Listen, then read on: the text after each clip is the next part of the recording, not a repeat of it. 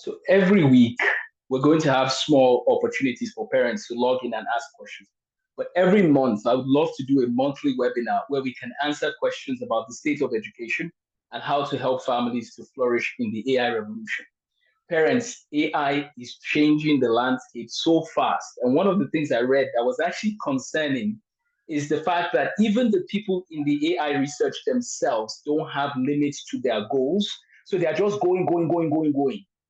Meanwhile, education has entered into their way of going. So that means that there's going to be effects of AI on education, whether or not education likes it. Because let me give you an example of some of the data. Many students are using AI. Some of them, they're using AI to cheat. They're using AI to cheat in several ways. For example, this is cheating according to what the teachers expect of them. The AI tool can write their paper for them. And when it writes their paper for them, the teacher will not know that the AI wrote the paper. And the AI tools are now available to hide that it was written by AI. So the teachers can't know. And there's no time to start searching for everybody's paper to know if they use AI.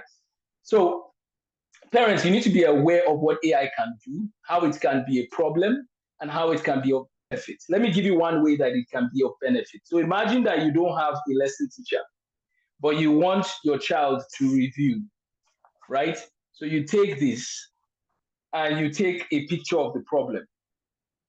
Do you know that the AI can solve any problem in any of these books? Anything for you? Now, it would be good for you to have somebody else double check the work, but in general, the AI is doing quite well in solving these problems. So that means you can use AI to double check your students. Like if you are teaching your child and you're not sure yourself how to do something, you can use AI as a tool to check. So it's just something to keep in mind, Sha, that AI can be used for good, but it can also be used for bad. So let's talk about the things. And parents, the change that is happening is not every month, it's every day. Sometimes it's multiple times a day. There's a new AI app or there's a new thing that. Okay, so now how do we keep our heads focused? We have to teach the children how to learn. That's going to be critical. How to learn anything fast.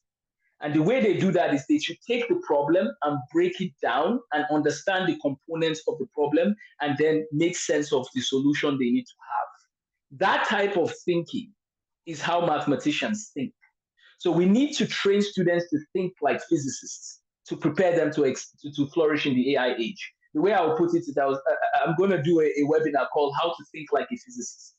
How to think like a physicist.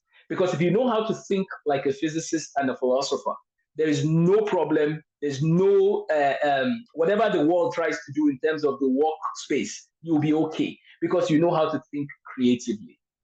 So let me know if you have any questions, thoughts, comments.